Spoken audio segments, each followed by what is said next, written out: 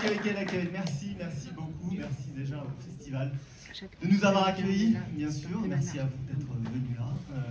Il y a pas mal de monde de l'équipe. On n'aura peut-être certainement pas le temps de faire venir tout le monde, malheureusement, de leur guider, je pense. Mais en tout cas, tout le monde est là et vous pourrez leur parler à la fin. Et merci à tout le monde d'être venu et d'avoir payé votre place pour être venu voir ce film un peu étrange parmi le festival de l'étrange. Je peux enlever le un peu. Un peu. Je sais pas, c'est pas moi d'en juger, mais en tout cas, voilà. Est-ce que tu veux commencer, Aurélien? Il a déjà commencé, non, je crois. Je refais la patate chaude. Non, oui, merci d'être si nombreux. La salle est pleine, donc c'est super. Effectivement, merci d'avoir payé votre place un samedi soir pour venir voir un film. C'est que vous êtes vraiment des gens curieux. Ah oui, la production n'est pas connue, les réals sont pas connus, le film est un peu bizarre. On est dans le bon endroit, mais quand même, c'est très courageux de votre part, très courageux. Ce film, par où commencer? Parce qu'il y a plein de bouts, on peut prendre, vous allez voir, pas mal de bouts différents. On va peut-être commencer par le début. Alors, déjà, c'est un film. Alors, jadis, non, c'est un film qu'on a démarré effectivement à deux, avec mon frère, Aurélien, ici présent, avec très peu de moyens, en l'occurrence les nôtres, maigres. Clairement, le peu de moyens, c'est un éclairage d'iPhone.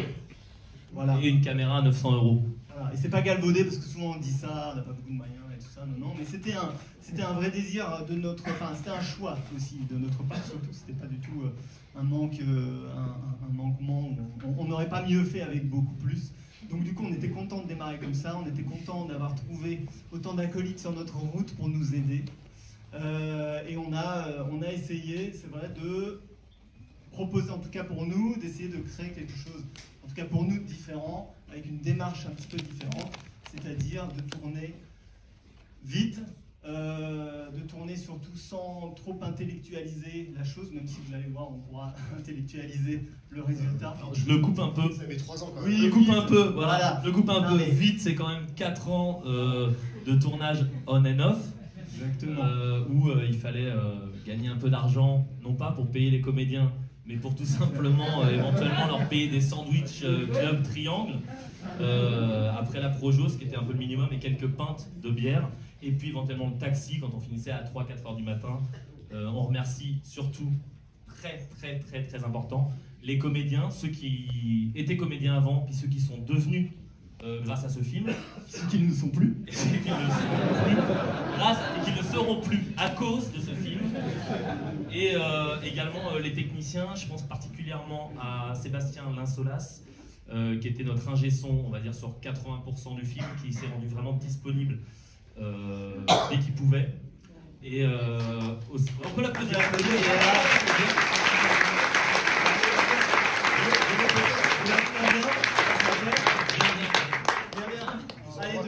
Jean-Pierre Tlech, évidemment, qu'on ne présente plus pour ceux qui savent. Qui est le chef d'éco, c'est aussi, en plus d'être chef d'éco, et vous allez voir, quand même, on est très content avec si peu d'argent d'avoir ces décors-là. Mais aussi, il était comment on peut dire, sofa coaching.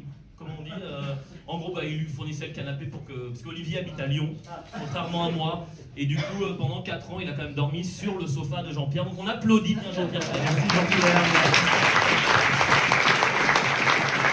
Et les producteurs, Nicolas Legros et Olivier Hayes de Banana Productions, qui ont repris le film en cours. Après avoir vu un premier montage très court, ça faisait 5h50 je crois, ouais. Et je vous rassure, il n'y aura jamais de director's cut, jamais. Voilà, donc 5h50, je vous rassure, c'est 1h45 aujourd'hui. Voilà, donc Nicolas Legros, Olivier, quand même, venez ici. Et aussi pour Alédite, il y a eu la post-production du son. Marco Pascal, qui vient pas de Lyon. Il ne veut pas qu'on l'invite. Venez un peu l'équipe là. Il y a un gros travail de son sur le film, comme vous allez le voir. Viens. Un gros travail de son. C'est un film un petit peu sensoriel, vous allez le voir. Si, un petit peu. Voilà, c'est un voyage. Ça aussi, c'est un peu galvaudé, mais je pense qu'on peut le dire. J'espère que vous saurez l'apprécier. Nous, on a essayé de se laisser un peu traverser par notre inconscient. Bon, ça manque de filles quand même là, on va appeler Clara. Ok, non, mais on enchaîne, non, mais c'est bien, alors les filles, elles sont. Alors Clara Noël, Audrey Kitchirikian.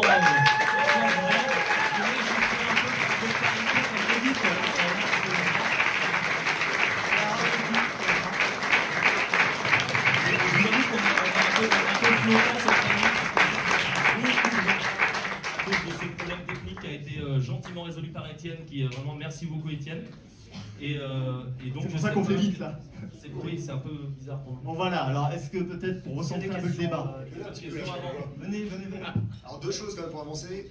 La démarche, quand même, sans spoiler pour dire Kaiser Soze, mais déjà un petit peu la démarche, ça vous pouvez un peu expliquer ce qu'il en était justement sur le film. Comment est-ce que ça s'est construit? Alors effectivement, ça a démarré comme un cadavre exquis, comme tu l'as dit, vraiment inspiré du mouvement surréaliste, où on a littéralement essayé de retranscrire, enfin en tout cas d'avoir cette démarche-là qui est normalement propre à plutôt l'art graphique, ou d'autres arts un peu moins coûteux et qui demandent moins de moyens, encore une fois, désolé de revenir dessus, mais en tout cas d'essayer avec des mots, des images, d'essayer de construire un film sur la base de choses qui sont évocateurs pour nous et d'essayer, comme je l'ai dit, de ne pas trop intellectualiser et de vraiment faire à l'envie et en essayant de voir que le film nous surprenne déjà nous-mêmes. Donc j'espère que ça vous surprendra vous-même. Et c'est une démarche évidemment après qu'on a intellectualisée, évidemment pour vous donner quelque chose à voir qui fait sens. Mais la démarche première, c'était vraiment se lâcher prise. Essayer de ne pas surinterpréter des choses qu'on pouvait créer et encore une fois pour donner vie à ce film un peu monstre qui nous a surpris. Pour dire le système un peu, je pense ce à quoi tu penses Philippe, c'est que sur le cadavre exquis, en fait, sur le système du cadavre exquis, c'est vrai que c'était un peu l'idée avec ce film de se dire bon, c'est bien, c'est super de partir du scénario et de partir du scénario, puis ensuite d'avoir la forme, d'avoir l'écriture cinématographique, les plans et tout ça qui découle de ça, le choix des comédiens et tout. Nous, on n'a pas du tout fait ça. On a acheté une caméra, je vous dis, à 900 €. Et on a appelé une copine, Sarah Gilbert, qui est ici présente, qui est à Londres, et qui était au commencement, et qui nous a dit, bon, je sais que vous voulez tourner, non pas un court, mais un long métrage.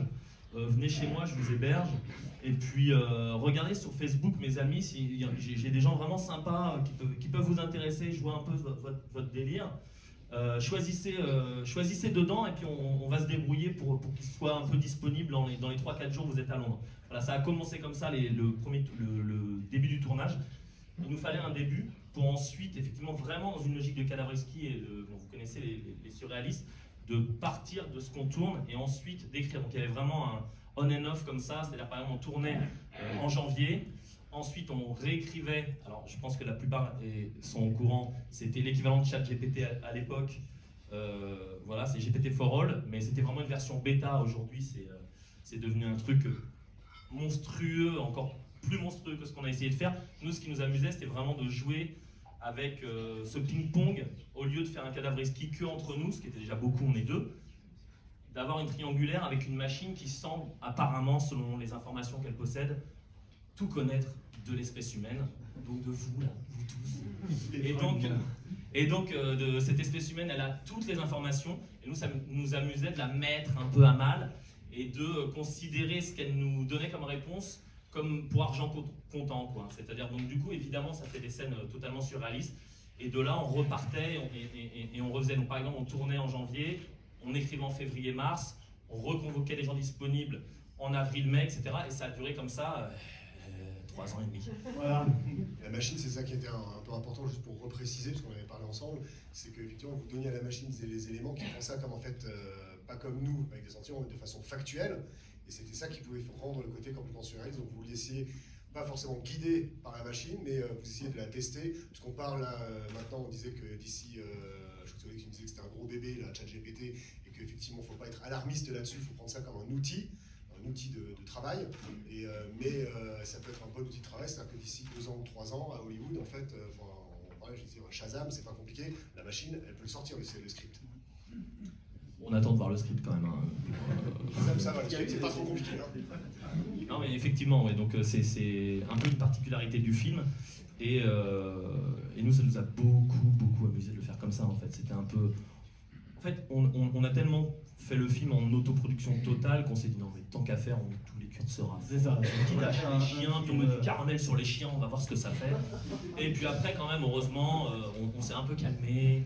On a un peu, on avait quand même une volonté finale qui était vraiment de parler de l'humain et de faire un peu comme si, je sais pas, comme si en fait le film devait être la réflexion d'une AI ou d'une machine, peu importe, d'une machine, qui se dit, ok, moi j'ai toutes les informations depuis ces 20-30 dernières années sur l'humain, parce que c'est quand même sur quelque chose d'humain très contemporain.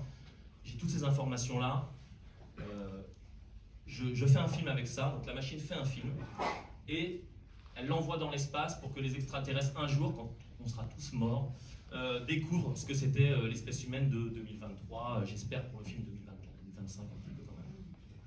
Voilà. Et je voulais juste peut-être parler un peu aux producteurs, parce que quand effectivement ils arrivent avec un projet... Ouais, non, parce que vous êtes là un petit peu dans le coin, mais c'est un projet assez atypique, donc il faut s'y accrocher, il faut le développer, il faut mettre ça un petit peu en ordre. Donc messieurs, vous avez aussi un peu la parole, non? Tu commences? Allez, Nico. Vous aurez idée à y voir clair. Vas-y, ouais. Non mais le principe c'était de le produire en totale indépendance, et donc du coup ce qui comptait c'était pas c'était absolument pas le faire rentrer dans des clous du marché, c'était d'aboutir à la meilleure chose possible en tant qu'œuvre d'art. Je pense qu'on peut l'appeler comme ça, le film, parce que moi je l'estime comme ça, je trouve que c'est une belle œuvre d'art. Et donc il n'y avait pas cet objectif de correspondre à un marché quelconque, ni même à un public. Il fallait que lui-même... La sortie là. Ouais, c'est ça. Non, ça ne veut pas dire que moi, en tant que spectateur, je n'apprécie pas le film. Mais il n'y avait pas cet objectif-là. Et donc du coup, il fallait Enfin, de toute manière, ils sont à la fois ils sont également les producteurs du film. C'est-à-dire que nous, on avait plutôt on a un rôle de conseil artistique, mais surtout un rôle de conseil, donc un support logistique. Voilà, Moni, Lily, un petit peu de Production, beaucoup. Voilà, mais clairement, ils sont également producteurs, et l'aventure de la boîte, c'est ça, c'est que chacun a ses propres projets de cinéma. Donc du coup, il n'y avait pas... ils sont autant producteurs, ils sont même plus producteurs que nous le sommes sur le projet. Et la boîte, elle fonctionnera un peu comme ça. Il y aura pas finalement quelqu'un qui va dire non, faire des no-go, ça c'est impossible. Bon, un petit peu de temps en temps, mais globalement, chacun l'idée c'est qu'on s'entraide tous et qu'on fasse la meilleure œuvre possible. C'est vraiment comme ça qu'on veut structurer l'entreprise. Ouais, parlez-en au CNC, c'est pas mal comme idée ça. Ça peut aider, mais après, peut-être pas pour faire quelque chose comme ça. On verra. Bon, bah, comme on a fait un peu de retard, je pense que là vous avez assez teasé le public, donc Ouais, on ouais. remercie beaucoup.